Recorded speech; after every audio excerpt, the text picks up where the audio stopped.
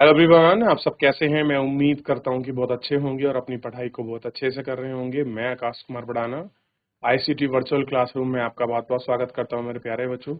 जैसे आपको पता है 10th क्लास है हमारी एग्रीकल्चर 10th क्लास से ज्योग्राफी देख रहे हैं। एग्रीकल्चर जो हमारा टॉपिक है चल रहा है लेसन नंबर 4 में। तो हम टाइप ऑफ एग्रीकल्चर पढ़ रहे थे कि भाई हमारे कृषि के कितने प्रकार हैं, उन प्रकारों को हमने देखने का प्रयास किया।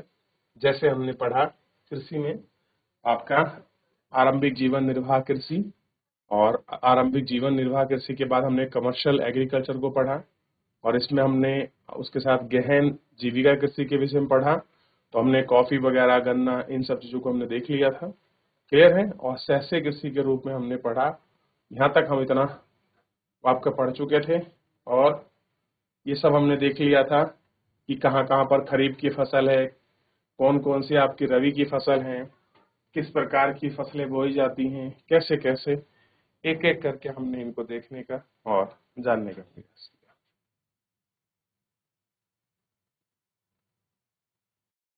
चलिए आगे बढ़ गए। तो इतना आप देख चुके थे। कल आपने मक्का और दाल के विषय में पढ़ा, और चावल और गेहूं के विषय में पढ़ा कि कितनी कितनी आवश्यकता होती है, आदर्श कंडीशन क्या है। क्लियर है।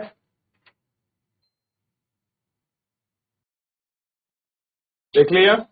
यहाँ तक कोई डाउट, कोई क्वेरी। चलिए अब कुछ बात करते हैं।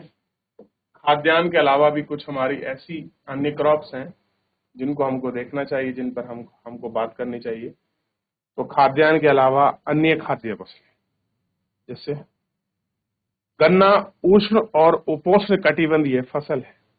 ये 21 डिग्री सेल्सियस से लेके 27 डिग्री सेल्सियस तापमान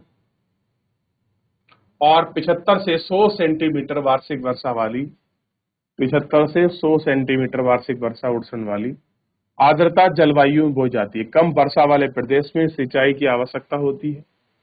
अनेक मिट्टियों में उगाया जाता है। इसके लिए बुआई से लेकर कटाई तक शारीरिक श्रम की आवश्यकता होती है। ब्राजील के बाद भारत गन्ने का दूसरा सबसे बड़ा उत्पादक देश है।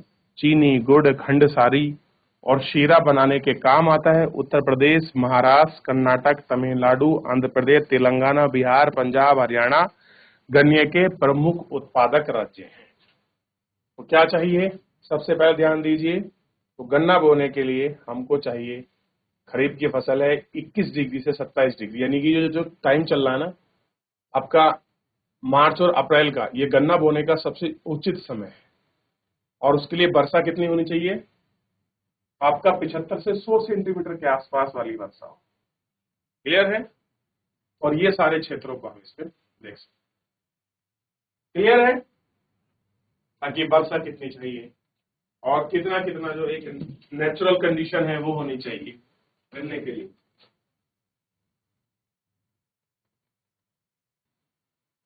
आगे बढ़ के देखते हैं। दूसरी जो फसल है वो है तिल। और आप देखते हैं तिल भारत की जो आपकी तिलहन फसल है उसमें इसकी काउंटिंग होती है। 2018 में भारत विश्व में चीन के बाद दूसरा तिल का सबसे बड़ा उत्पादक देश है। सन 2018 में तोरिया उत्पादन में भारत का कनाडा और चीन के बाद तीसरा स्थान था। पहले नंबर पर कनाडा और चीन के बाद तीसरा स्थान था। देश में कुल बोए गए क्षेत्र का 12% भाग ही कई तिलों की फसल उगाई जाती है। मूंगफली, सरसों, नारियल, तिल, सोयाबीन, अरंडी, बिलोना, अलसी और सूरजमुखी भारत में उगाई जाने वाली प्रमुख तिलहन फसलें हैं। इनमें अधिकतर खाद्य हैं और खाना बनाने के लिए प्रयोग की जाती है। इनमें कुछ तेल साबुन, प्रसंस्करण, श्रृंगार और उपटन उद्योग में कच्चे माल के रूप में भी प्रयोग करते हैं। मूंगफली खरीफ की फसल है। देश के प्रमुख तिलों में कुल उत्पादन का आधे से इस भाग में तिल के से प्रमुख प्राप्त होती है। गुजरात मूंगफली का उत्पादक राज्य है। जो गुजरात है वो मूंगफली का उत्पादक राज्य है। इसके अतिरिक्त राजस्थान और तमिलनाडु में मूंगफली के अन्य उत्पादक राज्य हैं।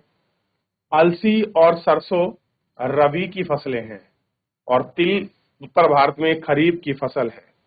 तिल कैसी है, खरीफ की। अलसी वगैरह सरसों की है। तो ध्यान रखना, जो आपकी ये फसल है तिल, ये किसकी है? खरीफ की फसल है। खरीफ मतलब गर्मियों में बोई जाएगी और सर्दी की शुरुआत में काट ली जाएगी, यानी कि ये समय है इसको बोने का और काटने का। सितंबर और अक्टूबर का जो समय है वो आपके काटने का समय है, क्योंकि जब ये फसल कटती है खरीफ की, तब आपका रबी की फसल का प्लांटेशन, मतलब आपकी रबी की फसल तैयार की जाती है। दक्षिण भारत में रबी की आरंडी, खरीफ और रबी दोनों की फसल को ऋतुओं में बोया जाता है। कि आप तमिलनाडु वगैरह में चले जाइए, वहां पर दोनों फसल बोलते हैं आपके दक्षिण भारत में अधिकतर। क्लियर है? तो आप देखिए, ये मूंगफली है, ये सूरजमुखी है और ये आपकी सरसों है। क्लियर है? ये आपको फसल दिखाई देंगे। ये चाय के बागान है और ये चाय की पत्ती की प्लम्पिंग करती हुई महिला है। आगे बढ़ जाए, आगे बढ़ के देख रहे हैं। देख लिया आपने, तो खरीफ की फसल है तिल। अब बात करते हैं चाय का। और एक चाय बहुत इंपॉर्टेंट है, क्योंकि हमारी सुबह चाय से होती है और हमारी शाम भी चाय को होती है। और कुछ लोग चाय को अब बहुत ज्यादा प्रिय मानते हैं, क्योंकि उन्हें ऐसा लगता है बिना चाय के उनके जीवन की शुरुआत नहीं होती। और जब कभी भी वो आपका थका महसूस करते हैं तो एनर्जी के लिए वो चाय लेते हैं। लेकिन भारत में चाय, दूध वाली चाय ज्यादा प्रचलित है, जबकि विदेश में अगर आप जाओगे तो वहाँ मिल्क को ऐड नहीं किया जाता और नॉर्मली जो उसकी पत्तियां होती हैं उसको पानी में उबाल कर उसको पीते हैं लोग। क्लियर है? लेकिन हम लोग उसमें दूध, चीनी, चाय पत्ती, अदरक और अलग अलग तरह के मसाले बना के पूरा अपने हिसाब से भरपूर टेस्ट लेते हैं उसका। क्लियर है? चाय की खेती कृषि का एक उदाहरण है। यह एक महत्वपूर्ण पेय पदार्थ की फसल है जिसे शुरुआत में अंग्रेज द्वारा भारत लाया गया था। तो चाय को सबसे पहले कौन लेके आए भारत में, किसने इंट्रोड्यूस किया? तो क्लियर होना चाहिए, चाय को भारत में इंट्रोड्यूस करने वाले ब्रिटिशर हैं। आज अधिकतर चाय बागानों के मालिक भारतीय हैं। चाय का पौधा कैसा है? उष्ण कटिबंधीय और उपोष्ण कटिबंधीय दोनों क्लाइमेट में होता है। ह्यूमस, जीवाश्म युक्त गहरी मिट्टी और सुगम निकासी जल, यानी कि मिट्टी में ह्यूमस होना चाहिए, जीवाश्म होने चाहिए। बस प्राइमरी ये ध्यान रहे, जो पानी आप छोड़ेंगे वो उसकी जड़ में रुकना नहीं चाहिए, बस बह जाएंगे तो चाय की जड़ गल जाती है। चाय की झाड़ियों को उगाने के लिए वर्ष को कोण, नमी और पाला रहित जलवायु की आवश्यकता होती है। वर्षा समान रूप से होती है और वर्षा की बौछारें इस कोमल पत्तियों के विकास में सहायक होती हैं। और ये श्रम सिघन उद्योग है, इसमें लेबर की बहुत जरूरत होती है। इसके लिए प्रचुर मात्रा में सस्ता और कुशल लेबर चाहिए। आज की ताजगी को बनाए रखने के लिए चाय की पत्तियों के बागान की आपका संसाधित की जाती है और प्रमुख उत्पादक क्षेत्रों में असम, पश्चिम बंगाल के दार्जिलिंग और जलपाईगुड़ी जिलों में की पहाड़ियों में, तमिलनाडु और केरल के अलावा हिमाचल, उत्तर प्रदेश, उत्तराखंड, मेघालय, आंध्र प्रदेश, त्रिपुरा राज्यों में भी उगाई जाती है। सन 2018 में भारत विश्व में चीन के बाद दूसरा सबसे बड़ा उत्पादक राज्य है। चीन के बाद हमारा सेकंड लार्जेस्ट प्रोड्यूसर है। और ध्यान रखना, प्रोड्यूसर तो है, हम साथ में आपका कंज्यूमर भी हैं। इसको टेक भी इतना ही करते हैं, खाते भी इतना ही है, मतलब उसको बहुत ज्यादा ग्रहण करते हैं। ये भी आपको ध्यान रखना। तो आप चाय को देख सकते हैं, क्या क्वालिटी है चाय की, क्या कुछ बेसिक चीजें हैं। तो चाय के विषय में आप पढ़ लीजिए, इतना कुछ है चाय का और बड़ी प्रचलित है भारत। आगे बढ़े, देखिए चाय को देख लिया। अब चाय के बाद दूसरी फसल को देखिए, कॉफी। भारत में बड़ी प्रचलित है ये भी, कॉफी। भारतीय कॉफी अपनी गुणवत्ता के लिए विश्व विख्यात है, यानी कि भारत की जो कॉफी है, ऐसी वर्ल्ड में कहीं कॉफी और नहीं मिलती, बड़ी यूनिक क्वालिटी है इसकी। हमारे देश में अरेबिका किस्म की कॉफी पैदा की जाती है, जो यमन से लाई गई थी। एक जमाने में यमन से लेके आए थे। और भारत में जो प्रजाति है ना, अरेबिका, इसको देखा। कॉफी विश्व के अधिकतम मांग है और इसकी कृषि की शुरुआत बाबा बदून की पहाड़ियों से हुई है। तो सबसे पहले कहाँ लगाया गया था कॉफी को? बाबा बदून। आज इसकी खेती नीलगिरी की पहाड़ियों के आसपास कर्नाटक, केरल और तमिलनाडु में आपका की जाती है। क्लियर है? और आपको क्लियर होना चाहिए कि बागवानी फसल में, तो बागवानी फसल 2018 में भारत का विश्व का फलों और सब्जियों के उत्पादन में चीन के बाद दूसरा स्थान है। भारत उपोष्ण और शीतोष्ण कटिबंधीय दोनों प्रकार के फलों का उत्पादक है। महाराष्ट्र, आंध्र प्रदेश, तेलंगाना, उत्तर प्रदेश और पश्चिमी बंगाल के आम, नागपुर की आपके चेरापूंजी के संतरे और केरल, मिजोरम, महाराष्ट्र और तमिलनाडु के केले, उत्तर प्रदेश, बिहार की लीची, मेघालय का अनानास, आंध्र प्रदेश, तेलंगाना, महाराष्ट्र के अंगूर, हिमाचल प्रदेश और जम्मू कश्मीर के सेब, नाशपाती, खुबानी अखरोट विश्व में बड़ी मांग है। ये ऐसे डिमांड प्रोडक्ट हैं जो वर्ल्ड लेवल पर जिनकी आपका जो मांग चलती है। क्लियर है? कैसी है? हमारे यहाँ बहुत बड़ी मांग है इनकी विश्व में, क्योंकि आप देखते हैं जम्मू कश्मीर, हिमाचल और उत्तराखंड के सेब की बड़ी मांग है। खास करके जो हासिल वाला सेब है उसकी विश्व बाजार में बड़ी मांग है, क्योंकि जो उसका यूनिक आपका टेस्ट है और जो उसका कलर और स्ट्रक्चर है वो बड़ा यूनिक बनाता है, तो उसकी बड़ी डिमांड है विश्व में और लोग काफी पसंद करते हैं। इस प्रकार से अखरोट हो गया, खुबानी हो गई, बड़ी डिमांड है इनकी विश्व में भी। क्लियर है? अब जैसे हमारे यहाँ रेड चावल होता है उत्तराखंड में, मंडुआ होता है, बड़ी डिमांड है इनकी वर्ल्ड में। आप जापान वगैरह में जो है भारत उत्तराखंड का अधिकतर मंडुआ जापान एक्सपोर्ट होता है, और जापान में बच्चों को स्कूल में बिस्किट मिलते हैं स्पेशली मंडुए के, ताकि उसमें फाइबर की जो कंडीशन है वो बहुत ज्यादा मात्रा में होती है और वो इंटेक करने से उनकी जो हमारी आंत है, जो गट है, उसके लिए बड़ा हेल्पफुल है वो। ये सारी चीजें देखी जाती हैं। क्लियर है?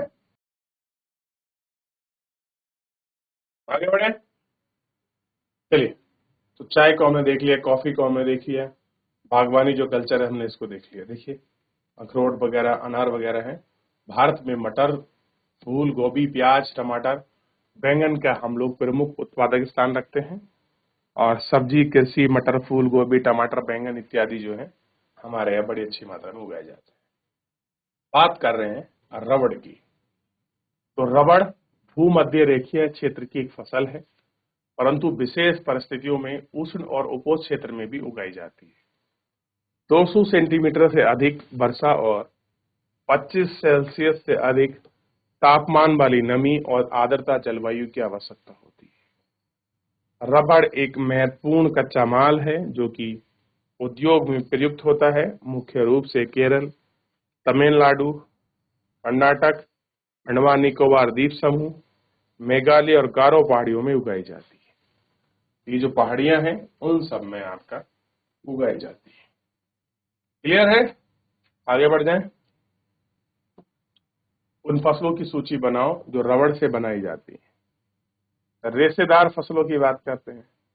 कपास, जूट, सन और प्राकृतिक रेशा भारत में उगाई जाने वाली 4 प्रमुख रेशेदार फसलें हैं। इनमें पहली 3 मिट्टी कपास में मिट्टी की फसल में प्राप्त होती है।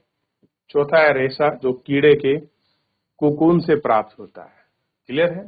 जैसे कपास, जूट, सन, इनको तो मिट्टी में उगाते हैं, जबकि रेशम जो है, जो आपका कीड़ा है, उससे मिलता है, जो मालाबारी पेड़ों के हरे पत्तों पर, मालाबारी पेड़ यानी कि सहतूत के पेड़ के पत्तों पर मिलता है। रेशम उत्पादन के लिए रेशम के कीड़ों का पालन किया जाता है, इसको हम सेरीकल्चर कहते हैं। क्लियर है? क्या कहते हैं? सेरीकल्चर। आगे बढ़े। कपास।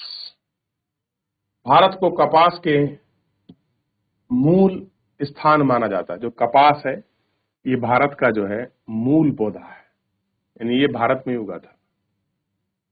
ठीक। सूती कपड़ा उद्योग का कपास का एक कच्चा माल है। कपास उत्पादन में भारत का विश्व में चीन के बाद दूसरा स्थान है। दक्षिण भारत के शुष्क प्रदेश में काली मिट्टी में कपास को उपयुक्त मानी जाती है, और तापमान, हल्का बारिश, 210 दिन पाला रहित और खिली धूप इसे आवश्यक है, और ये भी एक खरीफ की फसल है। क्लियर है? और पका का तैयार होने में 6 से 8 महीने लगते हैं। महाराष्ट्र, गुजरात, मध्य प्रदेश, कर्नाटक, आंध्र प्रदेश, तेलंगाना, तमिलनाडु, पंजाब, हरियाणा, उत्तर प्रदेश का ये प्रमुख उत्पादक है। बात करते हैं जूट। जूट सुनहरा रेशा कहा जाता है और जूट की फसल मैदान में जल निकासी उर्वरक मिट्टी में उगाई जाती है, जो हर बार बाढ़ में आई नई मिट्टी जमा हो जाती है। इसके बाद समय समय पर उसका आवश्यकता होती है।